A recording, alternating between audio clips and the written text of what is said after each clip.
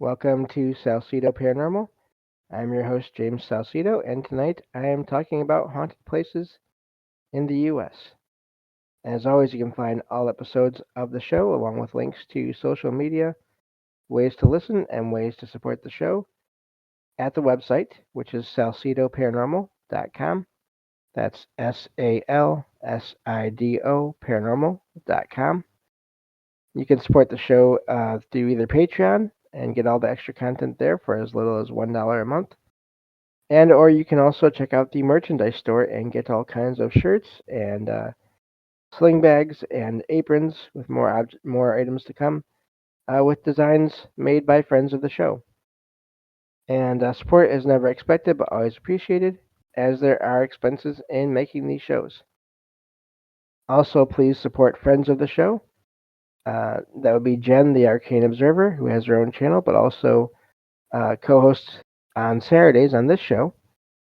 And of course Michael Strange of Trouble Minds Radio and the Trouble Minds Radio Network, KUAP, Digital Broadcasting, where you can hear all kinds of amazing shows 24/7, along with my own as well.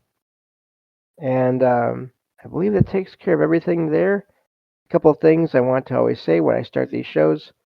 If an location sounds interesting to you and you're thinking you'd like to go check it out, please do your research as to whether or not that is possible at this point. These articles that I share on these shows, uh, they are they are not always from right this minute, and so things can change. And I do not recommend trespassing for many reasons. So so yeah, please make sure it's okay to go to these places before you just plan on going there. And so yeah, I think that was basically it. And I'll probably remember if I forgot anything later on once I'm done recording. But so we will get to this next location here.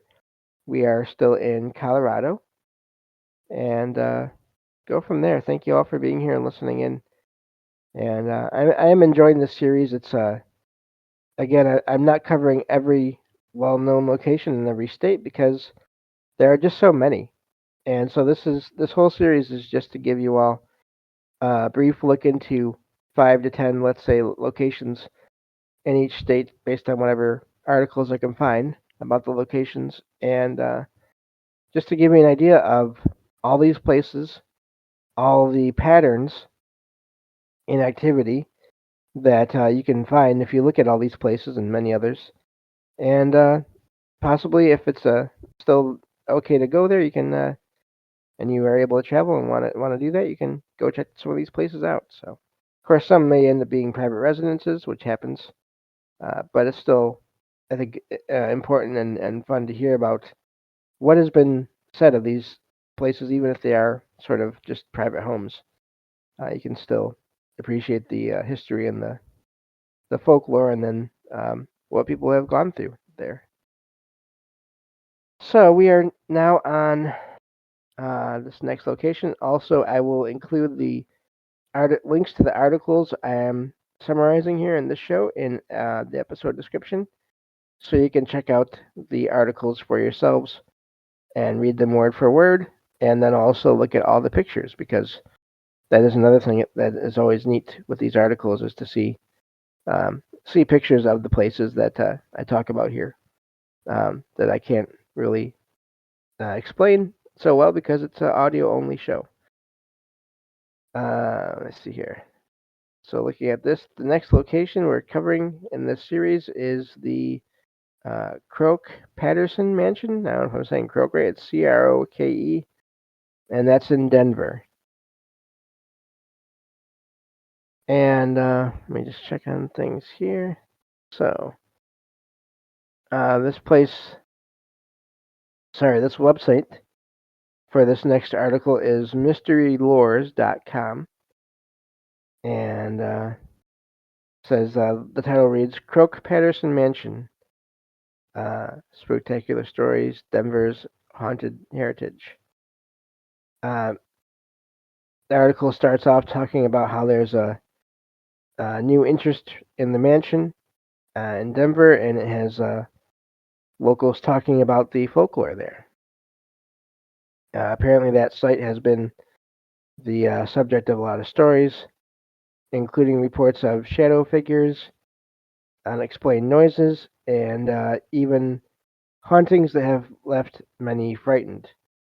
It was originally a private residence, but it's now a restored bed and breakfast. And it offers ghost tours, which of course fuels the debate. Excuse me, on the true, on whether or not the ghost stories are true.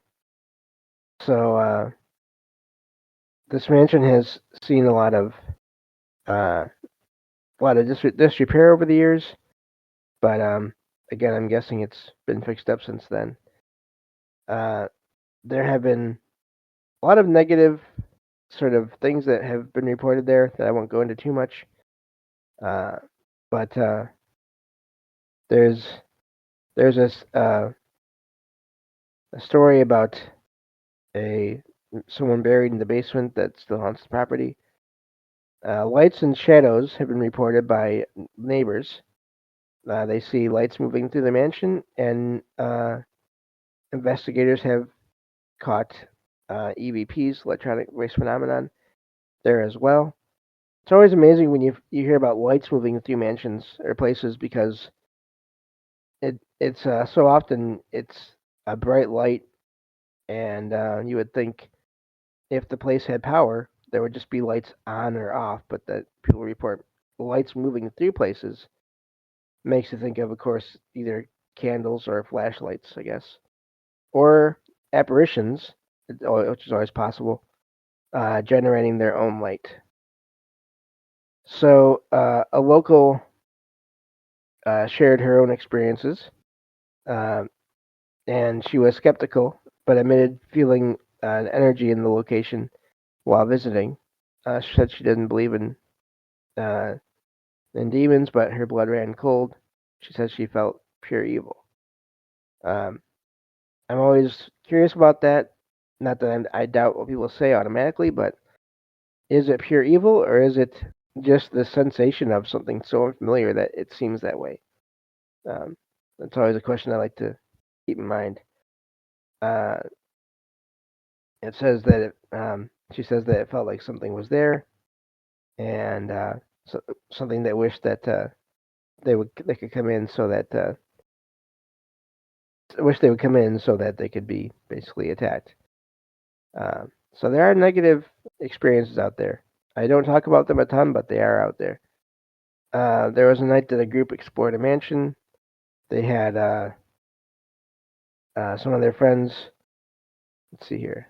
One friend, one that was at first uh, skeptical, uh, basically was overcome with emotions, which does happen in places uh, where they either get the memories or impressions of what has happened there before, and or um, some people say it's the spirits or consciousness of people affecting people's emotions there that visit places like this.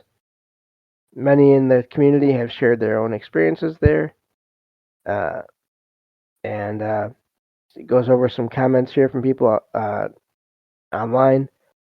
One is the creepiest place. Uh, sorry, that's not about the location. Um, so it says that many people believe that uh, the what is this? Hour of fear. It says peaks around 3 a.m., which is of course common. It says that many people have shared accounts of strange events happening there, but also around the mansion, and so not even just in it. Uh, Ghost tours of the bed and breakfast have been held there, and it's not saying a ton about this as the other activity as well. Just the shadows and the lights and these things. So the says that the mansion again is really it's just all about the folklore here in this article, at least anyway. So looking at the rest of this article here, yeah, it's really not focused a lot on the place itself. It's more about the effect it has on the community, which is important too. It talks about how there's interest in the mansion, and it says that there will be uh, ghost tours will likely increase. Um, Talks about the economic effects of ghost tours and people coming to investigate the place and legends. So it does talk about a lot of just about how there's legends, but nothing really solid about the history of the place in this article, at least anyway. And so it talks about the earliest 20th century and a similar trend with the rise of spiritualism. But that's that first article. Let's get to the second one here. And this one is from westword.com. And actually, it's West and then the word, not W-A-R-D, but W-O-R-D. And says 10 spooky stories from Denver's Croak-Patterson Mansion. Talks about how anyone can write a ghost story, but it's different when it's true. It says it's been closed to the public, but now it's a bed and breakfast as of whenever this article came out. So this is pretty neat because it has different accounts of experiences here. So we'll get into these. We'll probably, excuse me, I won't do all of them, but that's okay. That'll leave you all some things to read if you decide to do that. So this is coming from Anne Alexander Leggett speaking here. Apparently, the carriage house has a whole different feeling or energy than the main house, and it's interesting they say because there's a psychic that they have with them, uh, having a conversation with people that Anne can't see and others can't see. It says there's a spirit in. I gotta move my mouse pad over. It's not far enough. There we go. There's a spirit of that is in the house of an Irish caretaker, and both the Pattersons and the Croaks were of Irish descent.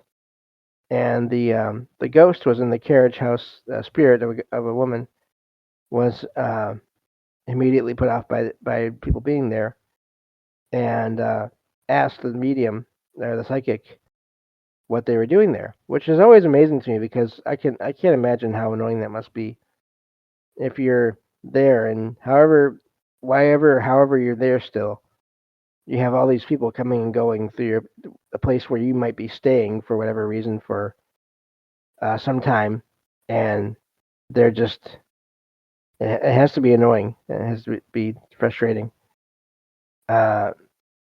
So let's see here. I lost my spot. So the psychic explained that Anne was writing a book about the house, and immediately the woman said, "Okay, if she's ever afraid in the main house, just tell her she can come here, and she'll be safe." Which is amazing because that sort of gets into the idea of spirits or consciousness in places having their own territories and being able to keep out other spirits, which is an amazing idea. And then the next was when everyone was getting ready to leave, this spirit of this woman said, "Tell her that we want her to write the whole story. She has to tell the whole story." And that's really amazing because yes, you can write that off as the psychic knew about the author there of this book that was apparently going to be made. But also, if you think about that, uh, why wouldn't they want their stories to be put out there? So I have a story about that, and I've shared it before on the show, and I'll see if I can remember to leave time for it at the end of this one. I will share it, but I've mentioned it before, where I was on a public paranormal investigation, and through a series of events, communication, possibly through dowsing rods and everything else, I was sort of asked to write an article about spirit that was possibly at this location, and I did. And after it happened, uh, it felt fine and everything was okay. And I don't know, it's really weird. So these things can happen, I think. Anne says there was a woman who lived there with her family, and she was pregnant with triplets at the time. I'm guessing that she's talking about the spirit that was there. Um, so let's see here. And there was the last single family to live there in the early the 90s, 2000s. So let's see here. They're talking about this family, and apparently it is. So I misread here. They're talking about another story here of a woman that lived in the carriage house and had children, and she couldn't. She was in her bed, and she was pregnant with. Actually, she was pregnant with children, and she was lying in bed not feeling well, and couldn't get comfortable. And an apparition appeared to her and offered her a hand, and actually helped her move in the bed to get comfortable. And this apparition was of a woman, and said that her name was Kate. And of course, it says in the article here, Thomas Patterson's wife was named Kate or Catherine. So that's pretty amazing. Um, so it says here the opening and closing drawers. That's the next story. The same woman's husband, the one that was pregnant, had an office up on the third floor, and he had a desk between these two closets. They were little closets, and they had a couch uh, on the right hand side. And he said his drawers were always locked, but she said that you could sit on the couch and watch the drawers open and close, and then you get up and they would stop, and they would all be locked. That's really amazing. If they're locked, but they're still being opened, does that also mean that they were being unlocked, opened, and then closed and locked? I'm really curious about that. Was the internal mechanism actually being affected, or was there some kind of I don't know, psychic connections, images projected, sounds projected to the person to where they weren't actually moving, but some consciousness or soul or spirit was making it appear that they were? So, I don't know. Talks about an attempted exorcism. When the woman that lived there had the triplets, she had a friend who brought in a priest who was going to bless the house. And she said that he walked in and immediately went to the front parlor and went to the parlor and started his blessing. And suddenly all the plaster started to peel off where the fireplace was, and a vortex of wind came out of the fireplace, and the priest just left. That's fascinating. So was it a negative being, or was it just someone? And I always wonder this too. Someone of another faith, not even the negative one, not anything bad, just someone who had a different idea of things that was so annoyed by this that they caused something to happen. I don't know, but that's I always wonder about that in some cases, especially when there's nothing inherently evil that happens to the people there or to the priest. It's just almost like someone causing something to happen to get the people to leave or to stop doing whatever they're doing. Next, it says the phantom voices is the next story here. Uh, this is from Anne starts this one. The psychics that they brought in And the paranormal groups that investigated the place said they picked up all kinds of voices. And Jordan, who was also part of that family, um, took a psychic in, and the woman just had a tape recorder in her hands. And 2 days ago, he finally got the tape, and it's some of the craziest things. Like the psychic would pick up something and say, "I'm getting a woman named Rosemary," and something Mary or Mary, and you'd hear a pause, and then there's this whisper that says Rose. So that's pretty amazing. But it sounds like they're getting all kinds of activity there. So let's see here. I'm going to scroll through the rest of these and see if there's one that really stands out. Now, this is something I've heard about in rare cases. So let's check this one out. It's called the superhuman wind.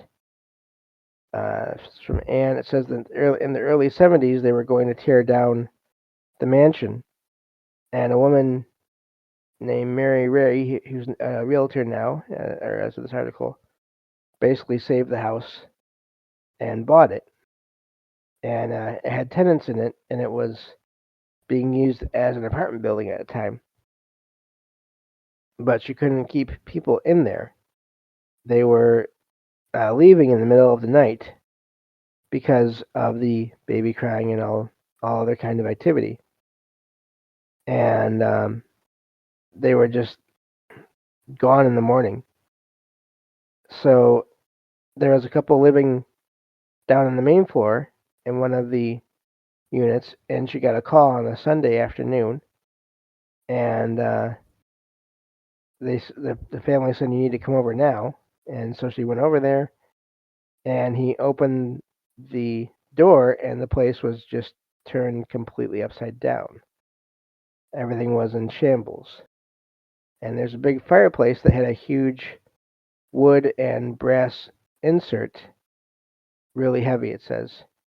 And it wasn't there anymore, simply because they were sitting in the apartment, and all of a sudden, this insert blew out from the inside. Like this huge force of wind came down the chimney and blew the thing out, which is really amazing because that's a lot of that steel. Uh, so that's really amazing. Let me see, looking at the rest of this. And I've heard of winds. Sometimes it's usually breezes, but other times you hear more like. So this thing was 75 pounds at least. So, but yeah, so there's other stories in this article here, but you can all check that out for yourselves. Sounds like an active location. I wonder if it still is today. There's no way to know unless you probably look into it more, or if it's possible to go there. I guess if it's still a bed and breakfast, then you could go there, and especially if they have tours. But yeah. So again, this is just another example of places with all kinds of activity and all kinds of stories attached to them. And it's like I said in the previous episode in this series, how even when there's no reports of, or even when there's legends of what caused the activity, and there's no proof of them, there's still activity, which is really amazing to me. We'll continue this another time, and this series, and go from there. We're still working through Colorado, and yeah, eventually we'll get through all 50 states sometime, in probably years to come. But thank you all for being here, and I will talk to you all next time on Salsido Paranormal. Take care.